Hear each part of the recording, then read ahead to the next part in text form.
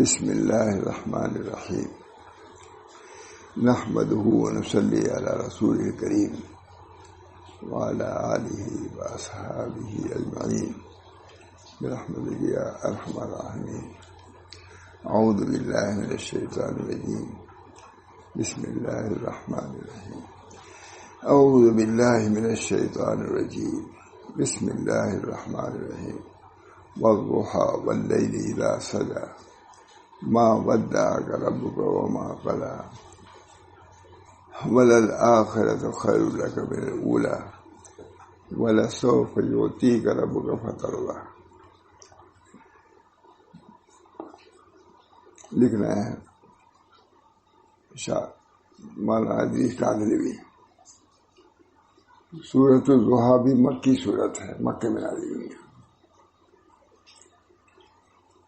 اس میں بالخصوص حضرت صلی اللہ علیہ وسلم کی شخصیت عظیمہ کے اہم ترین اوصاف ذکر کیے گئے. حضور کی اوصاف عالیہ تھے، ان میں سے جو اہم ترین صفات ہیں اس کو اس سورت میں اللہ تعالیٰ نے بیان فرمایا. اور ان علماء کی تفصیل سے جس سے آپ صلی اللہ علیہ وسلم کی ذات اقدس کو نوازا گیا ہے، اور ان انعامات کی تفصیل یہ ہے جن سے آپ صلی اللہ علیہ وسلم کی ذات اقدس کو نوازا گیا ہے. ابتدائے سورہ میں دن کی روشنی اور رات کے پھیلنے والی تاریکی کی قسم کھا کر مخاطبین کے اذہان میں یہ بات ڈالی گئی. جس طرح عالم میں پھیلنے والا نور رات کی تاریکی کو مٹا دیتا ہے، اسی طرح رسول اللہ صلی اللہ علیہ وسلم کی نور نبوت نے عالم سے کفر و گمراہی کی تاریکیاں مٹا دی. اس میں یہ ہے والضحیٰ واللیل. ابتدائے صورت میں دن کی روشنی اور رات کی پھیلنے والی تاریکی. والضحیٰ واللیل، لیل بھی آیا تو فرما رہے ہیں ابتدائے صورت میں دن کی روشنی اور رات کی پھیلنے والی تاریکی کی قسم کھا کر مخاطبین کے اذہان میں یہ بات ڈالی گئی جس طرح عالم میں پھیلنے والا نور رات کی تاریکی کو مٹا دیتا ہے، اسی طرح رسول اللہ صلی اللہ علیہ وسلم کے نور نبوت نے عالم سے کفر و گمراہی کی تاریکیاں مٹا دی. اس کے بعد ان انعامات کا ذکر کیا ہے. اس تمہید کے بعد اب اللہ تعالیٰ بیان فرما رہے ہیں آپ کے انعامات کو جو رسول اللہ صلی اللہ علیہ وسلم کی ذات اقدس پر کیے گئے. اور یہ کہ اگر اللہ کا پیغمبر صلی اللہ علیہ وسلم دنیوی مال و منال اور دولت سے خالی ہاتھ ہو تو اس رسول کے شان میں کسی طریقہ کا نقص پیدا کرنے والی چیز نہیں ہے. رسول اگر خالی ہے مال و دولت سے تو کوئی نقص کی بات نہیں ہے. اصل نعمتیں تو آخرت کی نعمتیں ہیں، سب کو یاد کر رکھنا چاہیے. اصل نعمتیں تو نبی کی تعلیم بھی ایسے ہی، تربیت بھی ایسے ہی، اللہ نے ایسی تربیت ہی کی تھی.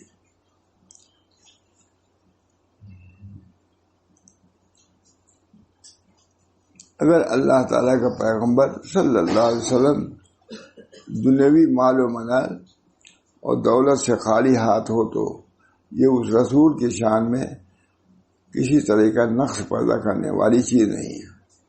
اصل نعمتیں تو آخرت کی نعمتیں ہیں، اور وہ تمام طرح اللہ تعالیٰ نے اپنے پیغمبر کے لیے مہیا کر دی ہے. اور ان میں سب سے بڑا انعام رضا الہی ہے.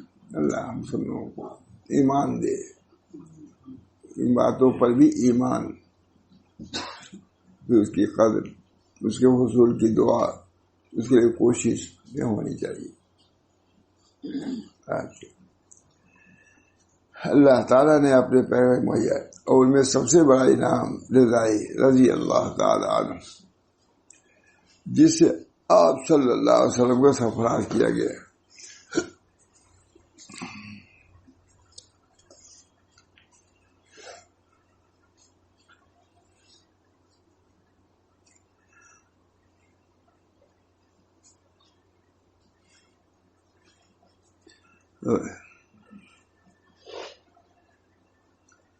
بے شک آخرت یعنی بعد میں آنے والی چیز جو اللہ رب العزت اس صعوبت و مشقت کے دور کے بعد فتح فراخی کے صورت میں آپ کو عطا کرے گا، یا آخرت کی نعمتیں جو حیات اخروی میں عطا کی جائیں گی، بہتر ہے آپ کے واسطے بنسبت اولا کی یعنی دنیا کی نعمتوں میں.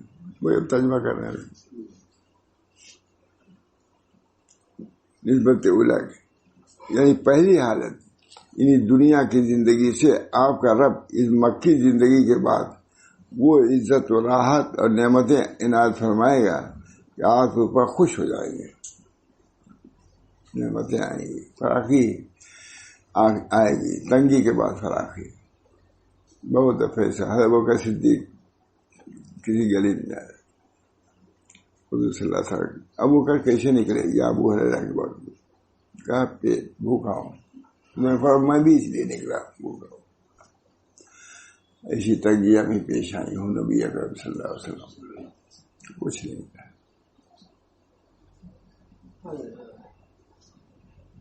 کہنے کو سب آسان ہے لیکن معمولی بات نہیں. اس صورت میں بچوں کا بھی کوئی حرف شکایت کے زبان پر نہ آنا بہت بڑی بات ہے. اسی میں پرورشی حضرت حسن کی، حضرت حسین کی سب پرورشی میں بھوکے تھے. حضور صلی اللہ علیہ وسلم تشریف لے گئے. حضرت علی کا اچھا بیٹھیے گئے یہودی کے باغ میں آپاشی کیا اور ہر ڈور پر ایک کھجور، تو 17 یا 18 لے کے آئے. ہے پر مشہور ہے. تو حضرت علی نے حضور صلی اللہ علیہ وسلم کی ضیافت کے لیے مزدوری جاری کی ہے.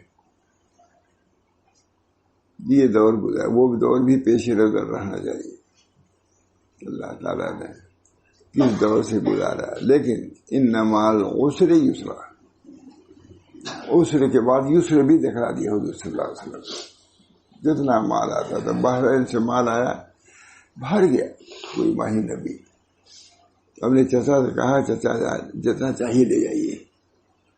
چچا جان نے بھی اٹھایا، 1 جھولا 2 جھولا خوب بھر لیا. اٹھایا تو اٹھا نہیں جا رہا تھا. تو حضور نے فرمایا کہ میرے چچا دیکھو اتنا مال لے لیے ہیں، ان کو اٹھائے، جا کے مدد کر دو بھائی. اتنا آ گیا بحرین سے.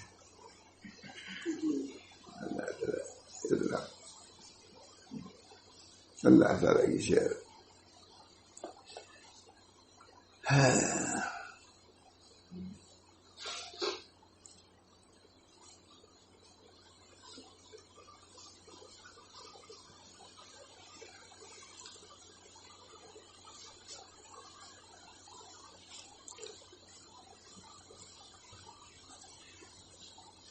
مہاراج فرماتے ہیں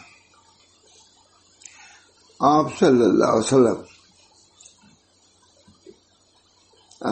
علیہ وسلم کے قلب مبارک پر جو گھٹن ہے وہ اسی طرح کھل جائے گی اور ختم ہو جائے گی جیسے رات کی ظلمت سورج کے شعاعوں میں ختم ہو جاتی ہے. گھٹن ہے، فقر و فاقہ میں جو ہوتے ہی بھوک لگی ہے. ہمارے مشائخ پر بھی بہت سی چیزیں گزری ہیں.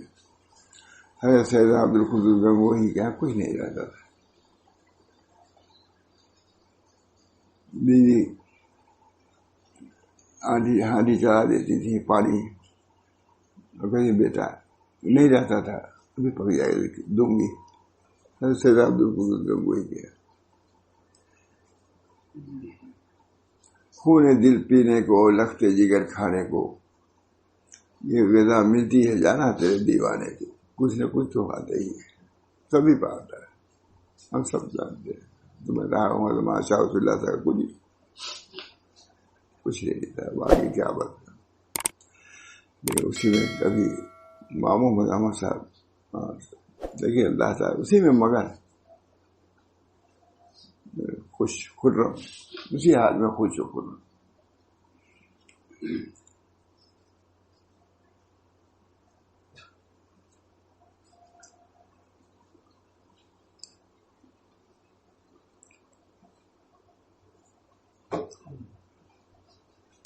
بعض احادیث صحیح میں وارد ہوا ہے، ایک مرتبہ حضرت صلی اللہ علیہ وسلم اپنی علالت کے باعث 2-3 رات نہ اٹھ سکے تو ایک خبیث عورت کہنے لگے کہ اے محمد، معلوم ہوتا ہے کہ تیرے شیطان نے تجھ کو چھوڑ دیا ہے، رب نے نہیں۔ یہ عورت ام جمیل ابو لہب کی بیوی بیان کی گئی ہے۔ ان تمام بےہودہ اور لغو باتوں کا جواب دیتے ہوئے آپ صلی اللہ علیہ وسلم پر فارض کردہ خصوصی انعامات کا ذکر کیا گیا۔ کتنی گھٹن ہے، لان پڑوسی بھی کر رہے ہیں، یہ بھی کر رہے ہیں۔ ظاہر ہے کہ جتنی بڑی مصیبت اتنا بڑا انعام بھی ہوگا۔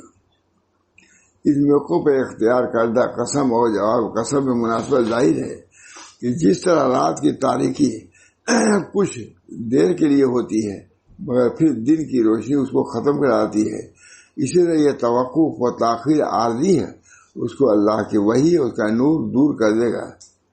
وہی آئے گی، خوش ہو جائیں گے۔ کتنی مصیبت میں ہے، کوئی شیخا کہتا ہے بھائی اچھے ہو جائے، اتنے سے خوش ہو جاتا ہے، نہیں خوش ہو جاتا۔ اسی طرح مشرکین کی علت و اعتراضات، ان کی ظلمت بھی دور ہو جائے گی، گھبرائیے نہیں۔ یا یہ کہ وحی کی تاخیر سے جیسا کہ فطرت وحی کے زمانے میں واقع ہوئی تھی، آپ صلی اللہ علیہ وسلم کے قلب مبارک پر جو گھٹن ہے وہ اسی طرح کھل جائے گی اور ختم ہو جائے گی جیسے کہ رات کی ظلمت سورج کی شعاؤں سے ختم ہو جاتی ہے۔ حافظ ابن کثیر نے ابراہیم نخعی کے روایت سے بیان کیا ہے کہ حضرت عبداللہ بن مسعود رضی اللہ تعالیٰ عنہ فرماتے تھے کہ ایک مرتبہ حضرت صلی اللہ علیہ وسلم ایک چٹائی پر لیٹے ہوئے تھے جس کی پتیوں کا نشان آپ صلی اللہ علیہ وسلم کے پہلو پر نظر آ رہا تھا۔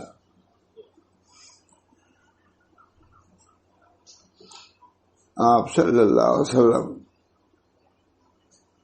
کے اٹھنے پر ہاتھ سے ان نشانات کو چھونے لگا۔ فرماتے ہیں آپ صلی اللہ علیہ وسلم کے اٹھنے پر میں، حضرت عبداللہ بن مسعود کر رہے ہیں، میں ہاتھ سے ان نشانات کو چھونے لگا اور عرض کیا یا رسول اللہ، اگر آپ اجازت مرحمت فرمائیں تو ہم اس چٹائی پر کوئی بستر یا نرم گدا بچھا دیں۔ یہ زندگی میں مجھے پیش نظر رہنی چاہیے، امت کو بھلانا نہیں چاہیے۔ رخصت پر امر ہو، کچھ ہو، بیان تو کرتے ہی رہنا چاہیے۔ میں پہلے بھی سنا ہوگا، عورتوں کو بھی سنانا چاہیے۔ فرمایا حضرت عائشہ سے حضور صلی اللہ علیہ وسلم نے، اے عائشہ، یہ کپڑا اتارا نہیں کرے جب تک پیوندار نہ ہو جائے۔ سنو، یہ نہیں کہا پیوندار پہننا شروع کر دو، پہننے تو بڑا اچھا ہے لیکن اس سے لازم نہیں ہوتا۔ لیکن صحابیات امہات المومنین کی سیرت تو پیش نظر رکھو، کیسی شادی کی شروع نے گزارا، یہ تو پیش نظر ہے۔ قرآن اسوہ ہے، اس میں اسوہ نبی ہی نہیں ہے، اسوہ صحابہ بھی ہے، اسوہ صحابیات بھی ہے۔ کتنی کم مقدار کے روزی پر انہوں نے اکتفا کیا ہے اور ذرا سا کچھ کیا وہی نادر آ گئی، ڈانٹ ٹپٹ کی آئی کہ نہیں؟ یہ سب پیش نظر اسوہ رسول کا مطلب یہی ہے، ان کی سیرت جو فخر و فاقہ اور جو چیزیں تنگی کی تھی، اب یہی تو ہے، کتنی بڑی بات ہے۔ ایک چٹائی پر لیٹے ہوئے تھے جن کی پتیوں کا نشان آپ صلی اللہ علیہ وسلم کے پہلو پر نظر آ رہا تھا۔ آپ صلی اللہ علیہ وسلم کے اٹھنے پر میں ہاتھ سے ان نشانات کو چھونے لگا اور عرض کیا یا رسول اللہ، اگر آپ اجازت مرحمت فرمائیں تو ہم اس چٹائی پر کوئی بستر یا نرم گدا بچھا دیا کریں۔ آپ صلی اللہ علیہ وسلم نے یہ سن کر ارشاد فرمایا، مجھے دنیا اور دنیا کی راحتوں سے کیا واسطہ؟ نبی کی سیرت ہے کہ کوئی دور نہیں، بس میرا تو دنیا کے ساز و سامان سے اتنا ہی تعلق ہے جتنا کہ کوئی سوار مسافر دوران سفر کسی درخت کے نیچے کچھ دیر ٹھہرا، پھر اسے چھوڑ کر آگے روانہ ہو گیا۔ ترمذی شریف کی روایت ہے مولانا، ترمذی شریف، یہ نہیں کہ ملفوظات اشارات، ترمذی کی روایت۔ میرا دنیا کے ساز و سامان سے اتنا ہی تعلق ہے جتنا کوئی ایک سوار مسافر دوران سفر کسی درخت کے نیچے کچھ دیر ٹھہرا، پھر اسے چھوڑ کر آگے روانہ ہو گئے۔ خوشی اور رضا ان تمام غموں اور تکلیفوں کو مٹا دے گی جو اس ابتدائی دور میں پیش آ رہی ہیں۔ اس بشارت پر کسی کو حیرت اور تعجب نہ ہونا چاہیے، اور یہ سوچنا چاہیے کہ اس دور میں جو ہر طرح کے مصائب و آلام کا مجموعہ ہے، کیونکہ راحت و غلبہ اور بڑے بڑے انعامات سے بدل دیا جائے گا، اس کے تو بہت سی مثالیں موجود ہیں جن کا مشاہدہ ہو چکا۔ تو کیا یہ نہیں پایا تھا کہ آپ کو یتیم، پھر اس پروردگار نے آپ کو ٹھکانہ دیا، یہ تو آپ کو بھی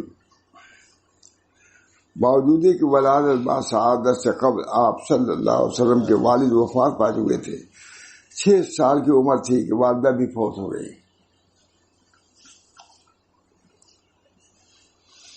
پھر 8 سال کی عمر تک اپنے دادا کی کفالت میں رہے، جس کے بعد اس در یتیم کی پرورش اور دیکھ بھال چچا نے کی، اور اس میں شبہ نہیں کہ آپ صلی اللہ علیہ وسلم کے چچا ابو طالب نے آپ کی نصرت و حمایت میں کوئی دقیقہ اٹھا نہیں رکھا، مگر ہجرت سے کچھ قبل وہ بھی انتقال کر گئے۔ ان تمام حالات یا حادثات کے بعد آخر رب کریم نے ایسی عزت و کرامت کا ٹھکانہ عطا فرمایا کہ تاریخ عالم میں اس سے بڑھ کر کوئی عزت و کرامت کا مقام نہیں ہو سکتا۔ اسی عزت سے اچھا لکھا ہے۔ ان تمام حالات یا حادثات کے بعد رب کریم نے ایسی عزت و کرامت کا ٹھکانہ عطا فرمایا کہ تاریخ عالم میں اس سے بڑھ کر کوئی عزت و کرامت کا مقام نہیں تھا۔ اور وہ مدینہ منورہ کی ہجرت تھی، جہاں پہنچ کر آپ کی دونوں عظیم قومیں اوس اور خزرج آپ صلی اللہ علیہ وسلم کے مطیع و فرمانبردار بن گئے۔ سب سے بڑی بات ہے، آپ صلی اللہ علیہ وسلم کے اشاروں پر جان دینے کے لیے تیار انصار اور مہاجرین سب مل کر شمع رسالت کے پروانے نظر آتے تھے۔ اللہ نے وہ قوت، وہ تمکنت عطا کی کہ فتوحات کا سلسلہ وسیع تر ہو گیا۔ مکہ، طائف، حنین، بحرین فتح ہو گیا۔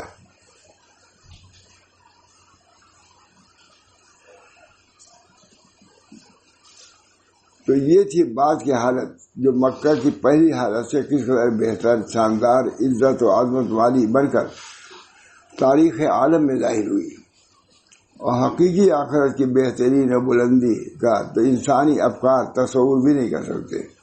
ما لا عین رات ولا اذن سمعت ولا خطر علی قلب بشر، وہ نعمت ایسی ہے جس کو آنکھوں نے دیکھا نہیں، کانوں نے سنا بھی نہیں، اور قلب بشر کو اس کا خطرہ بھی نہیں گزرا۔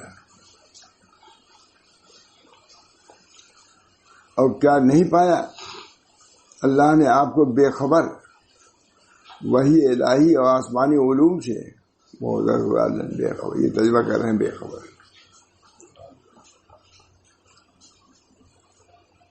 اور کیا نہیں پایا اللہ نے آپ کو بے خبر، جس سے بے خبر؟ وحی الہی اور آسمانی علوم سے، کوئی نہیں جانتے۔ تو پھر راہ سجھائی علوم الہیہ، احکام شریعت اور معارف ربانیہ کی، پھر راہ سجھائی۔ وہ اللہ بیٹھے ہی ترجمہ کرتے ہیں کہ ابھی بڑھائی گی نہیں انہوں نے، راہ سجھائی۔ کیا نہیں پایا تھا آپ کو بے خبر وحی الہی ہے؟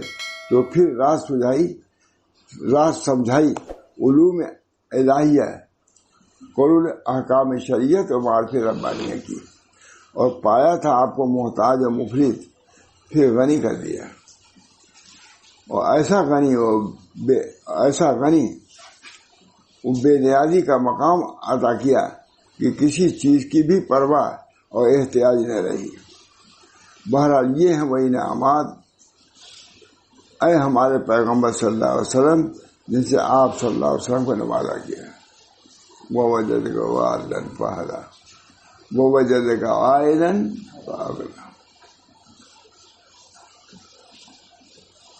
تو اب ان انعامات کا حق یہ ہے کہ جو بھی کوئی یتیم ہو اس کو آپ نہ دبائیں، جو بھی کوئی یتیم اس کو آپ نہ دبائیں، بلکہ اس پر نہ کوئی زیادتی کرے اور نہ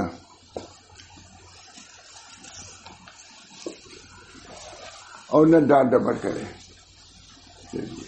جب آپ یتیم تھے کیا آپ چاہتے تھے کہ میرے ساتھ اچھا معاملہ کرے؟ تو آگ پاس جو یتیم آئے اس کے ساتھ بھی اچھا معاملہ کرے، طالب بن کر کے آئے، کھانے پینے کا طالب ہو، روزوں میں معارف کا طالب ہو، آپ ان سے بے نیاز نہ ہو۔ ابصبت اللہ وہ آئے سے کیا طالب بن کر کے، علوم الہیہ کے طالب بن کے آئے نابینا۔ حضور اکرم صلی اللہ علیہ وسلم عمرہ یا رؤسائے قریش کے ساتھ منہمک تھے دعوت، ذرا سا روگردانی کیا حضور نے، قطع فوراً آزادی نہیں۔ آپ ان کی طرف یہ طالب بن کر کے آئے ہیں، جیسے فقر و فاقہ والے آئے تو ان کی طرف مدد کرنا ہے، اسی طرح علوم الہیہ معارف ربانیہ کی طرف میں کوئی آئے تو آپ کو ان کی طرف توجہ کرنا ہوگا۔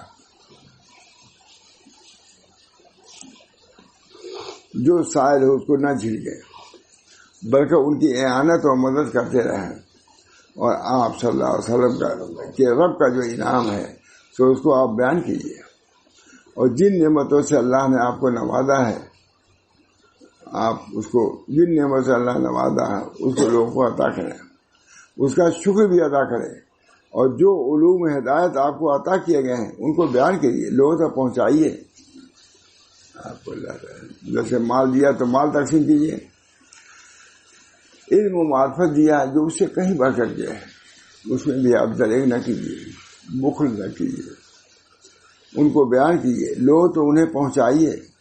اور ظاہر ہے کہ محسن کے احسانات کا بنیت شکر گزاری بیان کرنا اور چرچا کرنا عقل و اشارہ محمود امر ہے۔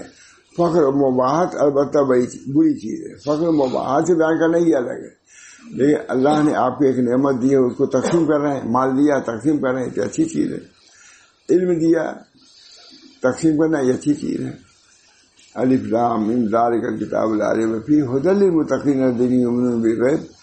یونفقون میں جو آپ کو اللہ نے دیا اس میں سے خرچ کیجیے، جیسے مال انہی میں سے علامہ بیضاوی نے لکھا ہے کہ جو آپ کو علوم و معارف دیے گئے اس کو بھی خرچ کیجیے۔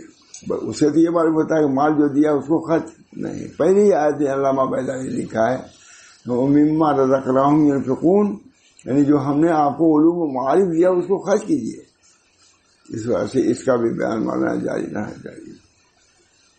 فرماتے ہیں بہت مشہور ہے لکل شیء زکوٰۃ وللعلم لکل شیء زکوٰۃ وللعلم واعظ، ہر چیز کے لیے زکوٰۃ ہے، اور علم کی زکوٰۃ کیا ہے؟ واعظ ہے، یعنی وہی دین کو پہنچانا ہے۔ اس کا بھی اہتمام ہونا چاہیے، کچھ تو ضرور ایک ہی نیز نہ ہو۔ اگر آپ کسی خاص نہج پر نہیں جا رہے ہیں نہ جائیے، لیکن کچھ تو کام کیجیے۔ ہمارے موسیٰ اسماعیل صاحب آئے تھے بھوٹا، ہاں مولانا لندن تو ہے ہی ہم آسان جگہ، وہاں وظیفہ ملتا ہے، کھاتے ہیں، علماء آتے ہیں بڑے بڑے محدثین، خیال ہوتا ہے کہ ایسا حدیث ہی 3 سنا دیا کریں کہیں کسی اور کو۔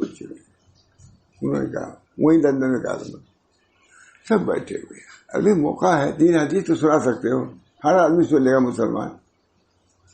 اس کا داعیہ اور جذبہ ہونا چاہیے، نشر علم، نشر نسبت،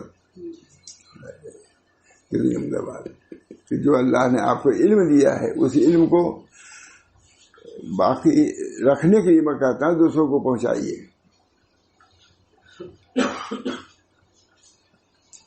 اور آپ صلی اللہ علیہ وسلم رب کا انعام ہے تو ان کو آپ بیان کیجیے، اور جن جن نعمتوں سے اللہ نے آپ کو نوازا ہے اس سے دوسروں کو بھی نوازیے، اس کا شکر بھی ادا کیجیے، اور جو علوم و ہدایت آپ کو عطا کیے گئے ہیں ان کو بیان کیجیے۔ لوگوں تک انہیں پہنچائیے، اور ظاہر ہے کہ محسن کے احسانات کا بنیت شکر گزاری بیان اور چرچا کرنا عقلاً شرعاً محمود ہے۔ فخر و مباحت بری چیز ہے، لیکن پہنچانا بری چیز نہیں ہے۔ یہ تو اصول بیان کے نہیں، علماء کے لیے بھی اصول ہے، قواعد ہیں۔ ان کو اللہ تعالیٰ نے جب ایک علم دیا ہے تو علم کو بڑھانے کے لیے، پہنچانے کے لیے کچھ صحیح کرنا ہو تو کر لیں۔ خیار امتی من دعا الی اللہ وحبب عبادہ الیہ۔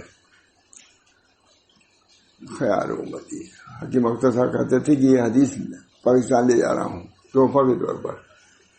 خیار امتی من دعا الی اللہ، میرے امت کے بہترین لوگ ہیں جو اللہ کی طرف دعوت دیتے ہیں۔ وحبب عبادہ، اللہ کے بندوں کو اللہ کا محبوب بناتے ہیں، یہ سب سے بڑی چیز، بہت پسند ہے۔ حدیث ہے، اگرچہ مشہور نہیں ہے، زیادہ مشہور نہیں۔ جب ہم نے پڑھا تو انہوں نے فوراً کہا کہ میں اس کو، پہلی حدیث تو وہی پہلے سفر میں کہا تھا، اذا مدح المؤمن فی وجهه ربى الایمان فی قلبه۔ مومن کی جب تعریف ہوتی ہے سامنے تو اس کا ایمان بڑھ جاتا ہے۔ حالانکہ حدیث یہ ہے کہ وہ کوئی تعریف کرے تو اس منہ میں مٹی ڈال دو، یہ حدیث، اور یہ بھی حدیث ہے، کیونکہ یہ اپنے اعتبار سے، ذہن کے اعتبار سے بعض لوگ ہیں جو تعریف سے پھول جاتے ہیں، بگڑ جاتے ہیں، لیکن بعض وہ لوگ ہیں جو تعریف کرنے سے اور اللہ سے ان کا ربط بڑھ جاتا ہے کہ اللہ نے دیا یہ سب۔ تو حدیث ہے اذا مدح المؤمن فی وجهه ربى الایمان فی قلبه۔ جب مومن کے سامنے تعریف ہوتی ہے تو اس کا ایمان اور بڑھ جاتا ہے۔ پہلی سفر میں کہا کہ یہ تحفہ لے جا رہا ہوں پاکستانی حدیث۔ دوسری بات ہے یہ پڑھا میں نے، خیار امتی من دعا الی اللہ وحبب عبادہ الیہ، میرے امت کے بہترین وہ لوگ ہیں جو اللہ کی طرف دعوت دیتے ہیں۔ یہ بڑی بات ہے، خیار امتی۔ عام طور سے یہ حدیث مشہور نہیں ہے، سنتے ہیں آپ کبھی؟ خیار امتی من دعا الی اللہ وحبب عبادہ الیہ، اللہ کے بندوں کو اللہ کا محبوب بنانا، راستہ وہ دکھانا جسے اللہ تک پہنچائے، اللہ کے رسول تک پہنچے، یہ بہترین راستہ ہے۔ خیار امتی من دعا الی اللہ وحبب عبادہ الیہ، اللہ کے بندوں کو اللہ کا محبوب بناؤ۔ کیسے بناؤ گے؟ ظاہر ہے کہ ان کنتم تحبون اللہ فاتبعونی، حضور کی اتباع سے، ان کی تقلید سے تم اللہ کے محبوب بن جاؤ گے۔ تو اس آیت سے میں اشتراک کرتا ہوں کہ کیسے محبوب بناؤ، یعنی اتباع سنت کی تعلیم دو، ان کو لے آؤ اتباع سنت میں، محبوب خود بن جائے گا۔ ہے کہ ان کنتم تحبون اللہ فاتبعونی یحببکم اللہ، اللہ تم کو کم محبوب بنائے گا جبکہ اتباع کرو گے نبی کی۔ تو علماء کو یہ کہہ رہا ہے کہ بہترین عمل یہی ہے کہ ایسا کام کرو یا کراؤ جس سے تم خود بھی محبوب ہو جاؤ اور لوگوں کو محبوب بناؤ۔ وہ کیا اتباع سنت ہے؟ اللہ ہم سب کو ظاہری و باطنی سنتوں کی ادائیگی کی توفیق عطا فرمائے۔ اس صورت مبارکہ میں حق تعالیٰ نے دن کی روشنی اور دھوپ اور رات کے پھیلنے والی تاریکی کی قسم کھا کر یہ ارشاد فرمایا، ما ودعک ربک وما قلی۔ آپ صلی اللہ علیہ وسلم کے رب نے نہ تو آپ کو چھوڑا اور نہ ہی بیزار ہوا، اور الفاظ سے رب العالمین اور ان الفاظ سے رب العالمین نے اپنے رسول کے ساتھ اپنا کمال تعلق اور قرب ظاہر کیا، ما ود، چھوڑا نہیں آپ کو۔ اور پھر اس کے ثمرات اور نتائج کے طور پر 3 خاص اور عظیم انعامات عطا فرمائے۔ آوا بحالت یتیمی، بے خبری اور لا علمی میں علوم ہدایت کیا تھا۔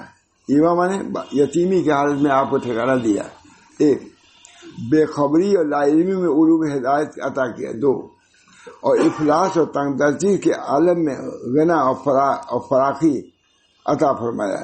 اور غنا و فراخی مال کا انعام تو قبل البعثتی شروع ہو گیا تھا کہ حضرت خدیجہ نے آپ کو اپنے تجارتی کاروبار میں شریک کر لیا تھا، اسے نفع بھی حاصل ہوا۔ پھر نکاح کی درخواست کر کے آپ صلی اللہ علیہ وسلم کی زوجیت کا شرف ادا کر لیا، جس کے بعد اپنا کل مال آپ کو ہبہ کر دیا۔ یہ تو ظاہری غنا تھی، لیکن اسی کے ساتھ آپ صلی اللہ علیہ وسلم کے قلب مبارک اور باطن کو جو غنا عطا کیا گیا وہ تو اللہ رب العالمین جو غنی عن العالمین ہے وہی جانتا ہے۔ کیا دیا حضور؟ اغنا کیا غنا دیا؟ مال سے تو ہو گئے تھے غنا حضرت خدیجہ میں، اور دنیا نے مشاہدہ کیا کہ روئے زمین پر کوئی فرد بشر آپ صلی اللہ علیہ وسلم کے برابر باطنی اور قلبی غنا کے صفت سے متصف نہیں ہوا۔ یتیمی کی حالت میں ٹھکانہ عطا کیا جانا یہ بھی عظیم الشان انعام ہے۔ یتیمی کے زمانے میں بہت بڑا، یتیمی کے زمانے میں یہ ٹھکانہ عطا فرمانا عظیم الشان انعام ہے، اور جس نوعیت کے ساتھ بے سر و سامانی اور یتیمی کے عالم میں خدا نے آپ صلی اللہ علیہ وسلم کے سہارے مہیا فرمائے، آخری اور کامل اعلیٰ ٹھکانہ مدینہ منورہ میں ہوا، جہاں سے بے شمار فتوحات اور تمکن و قدرت اور غلبہ اور ظہور کا سلسلہ شروع ہوا۔ تیسرا انعام علوم ہدایت سے سرفراز دی، مال بھی دیا، حکومت بھی دیا، اور یہ تیسری چیز کیا ہے؟ تیسرا انعام علوم ہدایت سے سرفراز فرمایا۔ معلوم ہوا کہ مال کتنی ہی ہو جائے، کوشش یہ کرے کہ یہ بھی کچھ ملے، حضور کی سنت ہے، یعنی مال ہو جائے کے بعد بالکل مستغنی ہو گیا نہیں، طالب بنو، ان علوم کا طالب، ان کے راہ پر چلنے کا طالب بنو۔ تیسرا انعام علوم ہدایت سے سرفراز فرمایا جا رہا، تو ہر ایک انعام کے بالمقابل ایک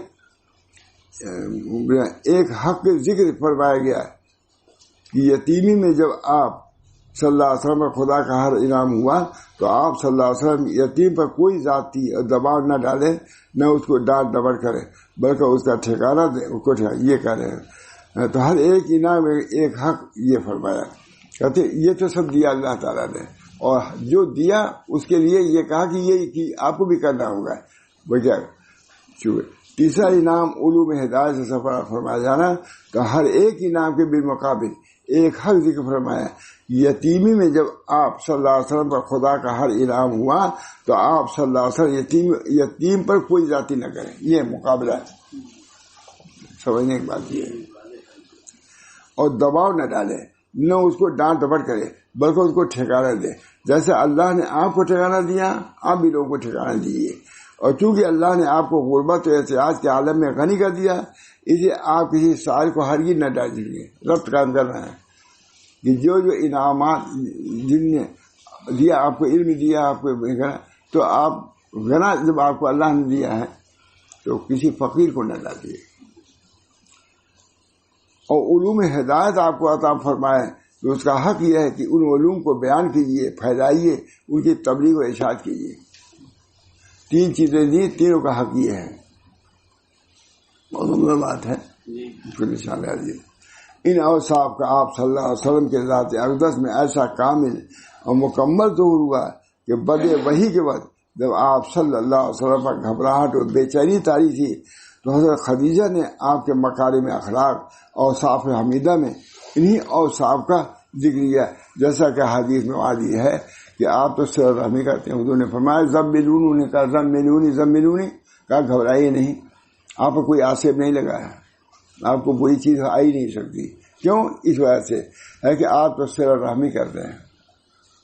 معلوم ہے کہ یہ بھی ایک ضروری چیز، اس کے بدلے میں نبوت دی جا رہی ہے۔ سچ بولتے ہیں، یہ بھی ایک صفت ہے۔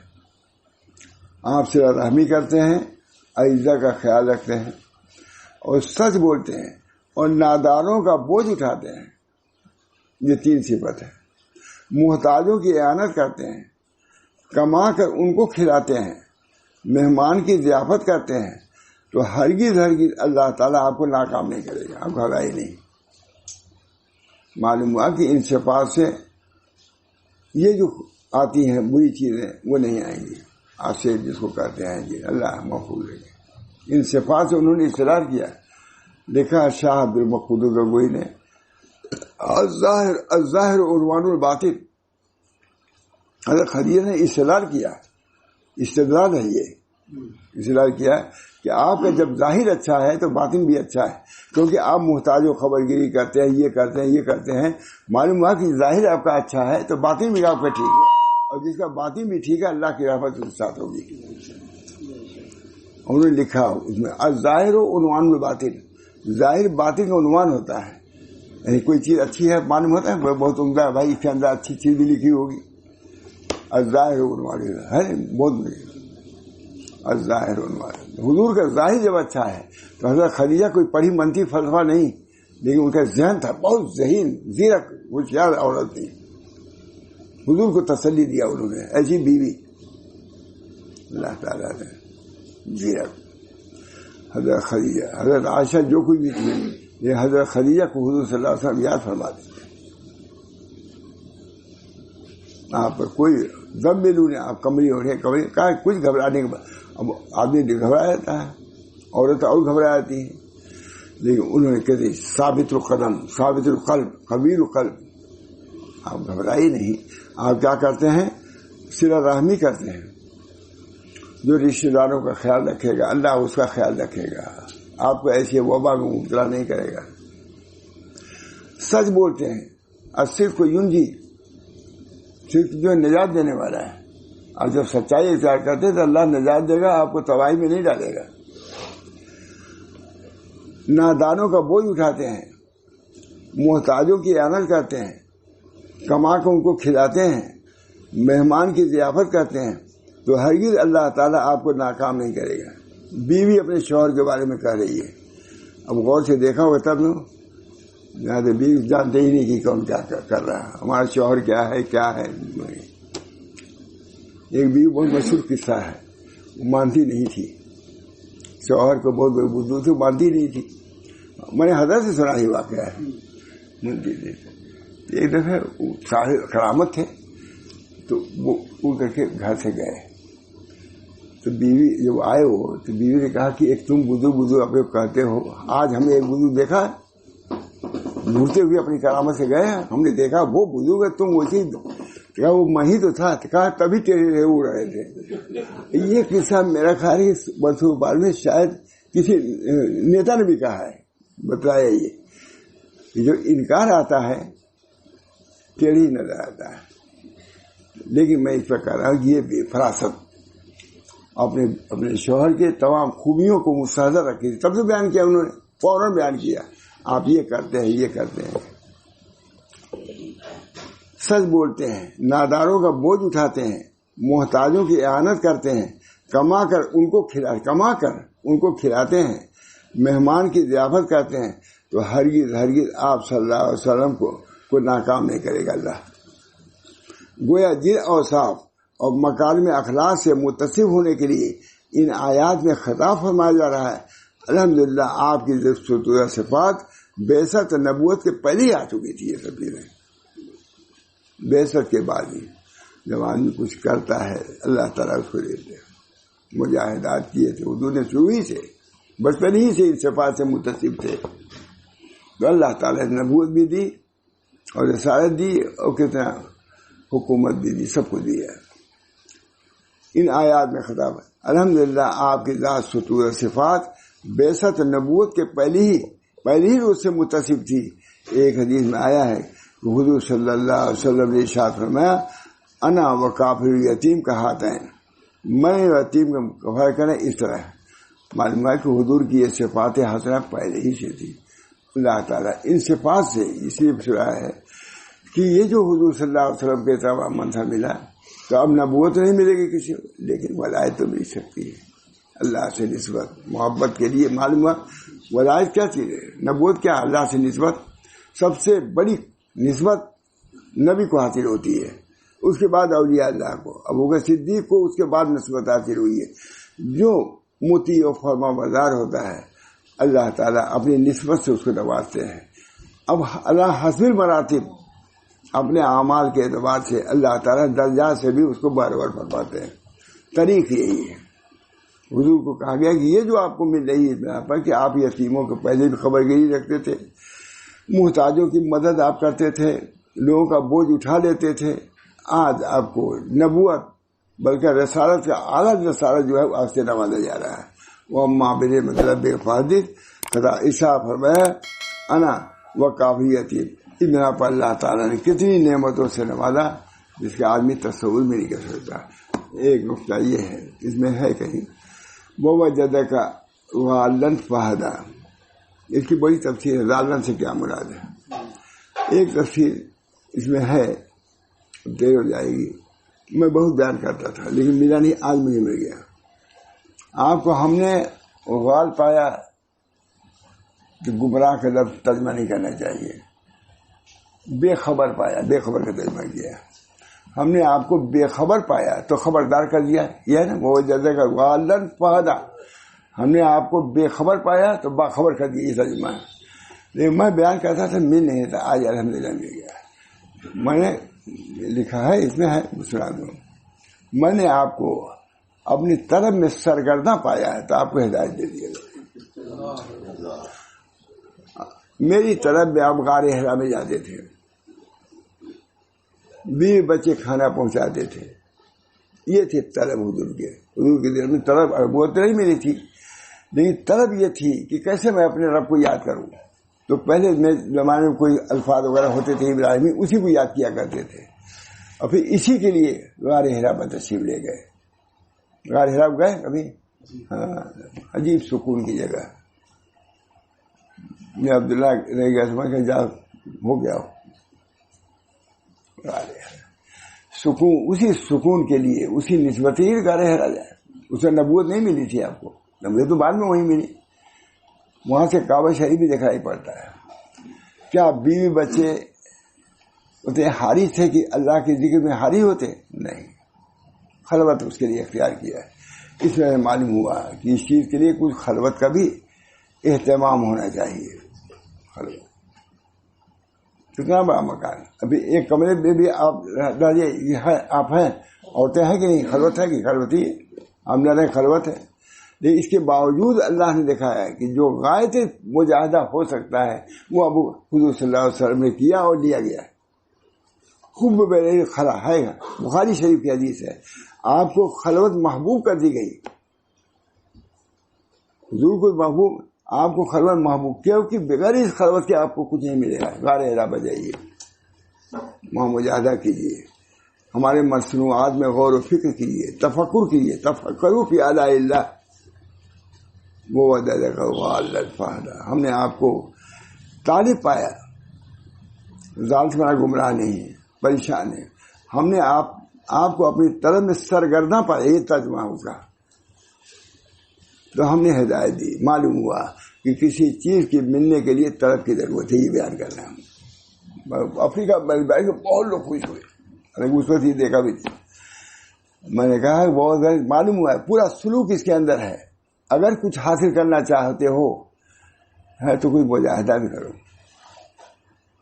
وہ وجہ سے کہا آپ کو اپنی طلب میں ہم نے سرگرداں پایا. وہ وجہ سے غالًا فہدا، ہم نے آپ کو اپنا طالب پایا اور طلب میں سرگردانی اور الجھن پائی. غار حرا پر بیان ہے اللہ نے ہدایت دی. کیسی ہدایت کہ نبوت سے سرفراز کر دیا. بڑی بات. اس بنا پر کسی چیز کو حصول کے لیے طلب کی ضرورت ہے. در ارادت بات صادق اے فرید تا بیابی گز ارفارا کلید. پر خواجہ معصوم بہت لکھتے ہیں، گر نہ داد خاص، گر نہ خاص داد نہ داد خاص. اگر وہ دینا نہیں چاہتے تو طلب بھی نہیں دیتے. یہ طلب بھی کسی کے اللہ کا عطیہ ہے. طلب کا ہونا یہ بہت بڑا فضل ہے. طلب آپ سمجھ لو کہ اب آنے والی ہے مراد تم کو حاصل ہوگی. اس کو میں بیان کرتا ہوں بہت دنوں بعد، یہ مضمون بیان کر رہا ہوں 10-20 سال کے بعد. بہت پریشان. میں نے کہا طلب ضروری ہے. اللہ تعالیٰ کے راستے میں طلب بہت، اس کی بڑی اہمیت ہے. طلب ہی یہ بہت مشہور مقولہ ہے. گر نہ خاص داد نہ داد، فارسی جانتے ہی نہیں سب کیا پڑھیں، مولوی بھی نہیں جانتے آپ کے یہاں کے سمجھ. گر نہ خاص داد نہ داد خاص. اگر وہ دینا نہ چاہتے تو طلب بھی نہیں دیتے. طلب بھی یہ بہت بڑا کیا ہے، یہ عمارت نشانی ہے کہ اللہ کو دینے والا ہے. وہ بیوقوف نہیں ہے. طلب جو سرگرداں ہے اس کو کچھ ملنے والا ہے. اللہ تعالیٰ کی طلب اس کے لیے سرگرداں رہے ہمارے علماء و مشائخ صوفیہ. وطن کو چھوڑ دیا، دوسری جگہ ہے. خواجہ باقی اللہ یہاں آ گئے طلبی میں آئے، لیکن وہ طلب پیر کے لیے نہیں ہے، طلب مرید کے لیے آئے۔ خواجہ باقی اللہ نے خواب دیکھا، افغانستانی کا واقعہ ہے، خواب دیکھا کہ ایک طوطی جو ہے چوس رہی ہے میری زبان کو۔ اپنے شیخ سے کہا حضرت میں نے دیکھا کہ ایک طوطی ہے، طوطی جانتے سگی طوطی، چوس رہی زبان سے۔ کہا دیکھو یہ طوطی جو ہے یہ ہندوستان کی چڑیا ہے، معلوم ہوتا ہے تم سے کسی کو فائدہ حاصل ہوگا، چوس رہی ہے وہ چڑیا، اب ہندوستان چلے جاؤ۔ وہ دلی آ گئے، کون؟ خواجہ باقی اللہ۔ ادھر مجدد صاحب کو اس سے آپ نسبت چشتیہ سے مشرف ہو چکے تھے، ان کے باپ خود خلیفہ تھے سید رام القدس گنگوئی کے شیخ عبداللہ، لیکن ان کو چین نہیں تھا، باپ سے چیز دولت مل چکی تھی لیکن چین نہیں تھا۔ کسی نے کہا مجدد صاحب نے کہ مجھے اب نسبت نقشبندیہ حاصل کرنا ہے۔ حضرت جا رہے تھے وہاں حج کرنے کے لیے، حضرت مجدد صاحب نفلی حج آؤ۔ کسی نے کہا کہ احمد اجی تم کہتے تھے نسبت نقشبندیہ حاصل کرنا ہے، دیکھو ایک شیخ آئے ہیں، ذرا وہاں جاؤ دیکھو وہ کیسے ہیں۔ کیا خواجہ باقی اللہ آ چکے تھے دلی میں، گئے بس دیکھتے ہی کہا کہ تمہارے لیے میں بھیجا گیا ہوں، تمہیں چڑیا ہو، طوطی ہو جو میرے منہ سے تم فائدہ حاصل کرو گے۔ پیر آیا تھا مرید کی طرف میں، وہ طلبگاہ تو تھے ہی، جا کے وہاں لٹو گئے، کہا کہ حضرت مجھ کو اپنی نسبت سے سرفراز فرمائیے۔ کہا اس وقت تم حج کے لیے جا رہے ہو، حج کرنے کے نہ جاؤ، تم رہ جاؤ۔ نہیں گئے کیونکہ وہ فرض تھا، وہ نفل تھا، ان کا حج کیا تھا؟ نفل، اور نسبت میں اللہ کا حاصل کرنا کیا ہے؟ فرض ہے۔ باپ کی اطاعت فرض ہے کہ نہیں؟ تو اللہ کی اطاعت فرض نہیں ہے۔ باپ سے نسبت فرض ہے کہ نہیں؟ اور اللہ کی نسبت نفل ہے۔ میرے پاس رہو تاکہ اللہ کی نسبت تم کو حاصل ہو۔ ایسی توجہ کیا خواجہ باقی باللہ نے کہ کہاں سے کہاں پہنچا دیا۔ کوئی آتا تھا مرید ہوتے خواجہ باقی باللہ سے، فرماتے تھے احمد سے بیعت ہو جاؤ۔ کیا حضرت ہم آپ کے پاس آئے ہیں، ہم آپ سے بیعت ہونا چاہتے ہیں۔ کیا نہیں تم اسی سے ہو۔ احمد وہ آفتاب ہے کہ ہمارے جیسے ستارے اس کے اندر گم ہیں، 3 دن کے چاند ہیں۔ احمد وہ افغانستان اسی نسبت کو دینے کے لیے آئے تھے ہندوستان میں۔ احمد وہ آفتاب ہے، ہم سے مرید نہیں ہونا چاہتے، ان سے نہیں ہونا چاہتے۔ سنو، احمد وہ آفتاب ہے کہ ہم جیسے ستارے اس کے اندر گم ہیں، اسی سے بیعت ہو جاؤ۔ چنانچہ شیخ احمد جب تیار ہو گئے، مجدد الفسانی 42 سال کی عمر میں ان کو اٹھا لیا اللہ نے۔ جس مقصد سے وہ دنیا میں بھیجے گئے تھے نہ کچھ پورا ہو گیا۔ ہندوستان کو کائے پرست کرنا تھا مجدد صاحب کو، وہ نسبت دے کر کے چلے گئے۔ نسبت مع اللہ، اس کے لیے مجاہدہ طلب کی ضرورت ہے۔ طلب تھی، سلسلہ نقشبندیہ کیا تھی؟ طلب تھی۔ نسبت اللہ تعالیٰ نے خواجہ باقی اللہ کو افغانستان سے یہاں بھیج دیا۔ افغانستان یہ جو ملک رہا ایران جو یہاں پر طلب پیدا کرو۔ مولانا روم تو بہت لکھتے ہیں اس کو، طلب پیدا کرو، پیاس پیدا کرو، کنویں کو سامنے پاؤ گے۔ آپ کم جو چش لگی آور بدس، پانی کم ڈھونڈو، پیاس کو پیدا کرو، پیاس رہے گی پانی سامنے آئے گا، سمندر بن کے آئے گا۔ اللہ تعالی ہم سب کے اندر اپنی طلب بہت بڑی چیز ہے۔ جو طلب بر جانے تعلیم مسلط میں شود،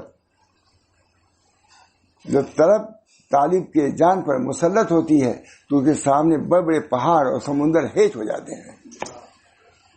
یہ شیخ عبدالحق محدث دہلوی کا جملہ ہے۔ جب یہ کتاب آئی تو گورکھپور میں ہم لوگ تھے، مغرب بعد حضرت سنایا، حضرت پر بھی عجیب ہم لوگ کیوں طلب بر جانے طالب مستوری میں شود، یہ عبارت آ گئی ذہن میں آ گئی۔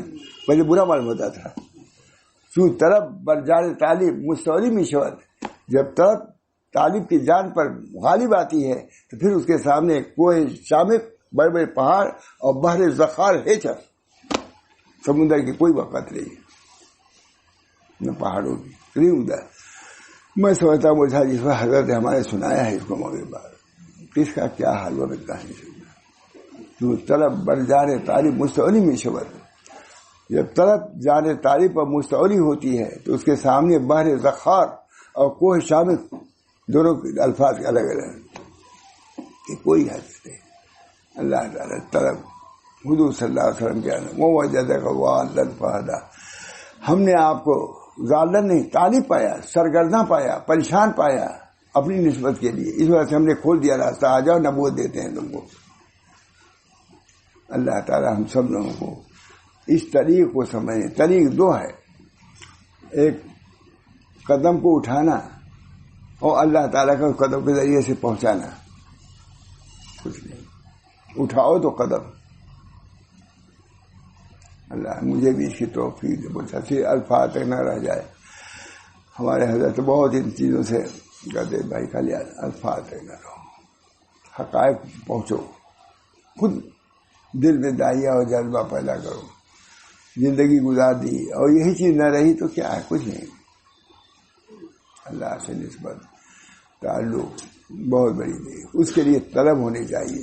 حضور کی تعریف کی، وہ والدن فہدا، آپ کو ہم نے تعریف پایا، سرگرداں نہیں. اپنی طلب میں سرگرداں تو کر سکتے ہو، ہماری طلب میں تم کو سرگرداں پریشان پایا. ہم نے راستہ کھول دیا نبوت کا، تم کو دیتے ہیں نبوت، رسالت دیتے ہیں. اللہ تعالی ہم سب لوگوں کو ان چیزوں سے بھی بہرور فرمائے. لطف اور مہربانی جو اللہ کے ایسے لوگوں کو ہوتی ہے، اسے ہم لوگوں کو بھی سرشار فرمائے. اللہ تعالیٰ ہم سب واقع بس درود شریف پڑھ لیجیے. اللہ حضور اکرم صلی اللہ علیہ وسلم کی یہ سیرت ہے کہ طلب انہوں نے پیدا کیا بچپن سے، اس کے لیے غار حرا تشریف لے گئے، کتنی کتنی مشقتیں برداشت کی. تو اللہ تعالیٰ ہم سب لوگوں کو اتنی طلب تو دے ہی دیجیے کہ نعمتوں سے ہم کو آپ بار بار فرما دیں.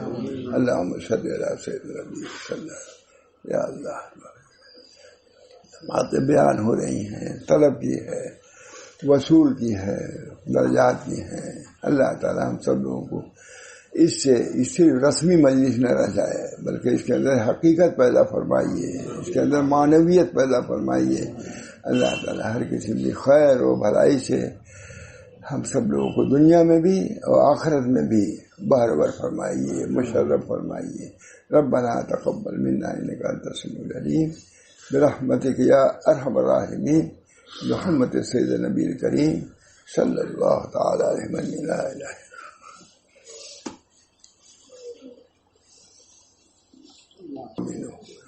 عام لوگوں کے لیے سب سے ارجا امید والی آیت یہ ہے.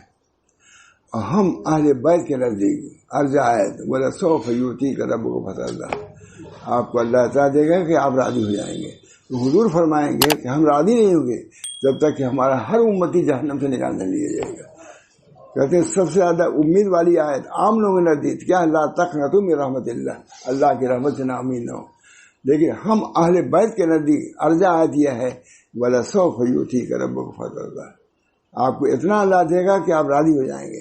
حضور فرمائیں گے ہم راضی ہی نہیں ہوں گے جب تک کہ ہمارا ہر امتی جہنم سے نکال. سب سے زیادہ امید والی آیت یہ ہے. یہ بہت ہمارے حضرت سناتے تھے، بس ہو جاتے تھے. ہم اہل بیت کے نزدیک سمجھ رہے ہیں نا، بس.